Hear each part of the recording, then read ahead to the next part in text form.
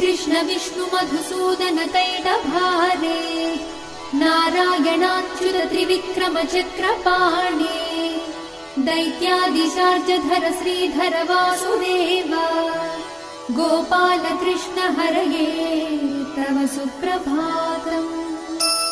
श्रीरुक्मिणी सभवनास हरे मुरारे राधेश गोपसि स्वरूप भृगादि वन्द्या श्रीद्वारकाश्रय विकुण्ठपते भुवनैकमूर्ते गोपाल देव हरये तव सुप्रभातम्।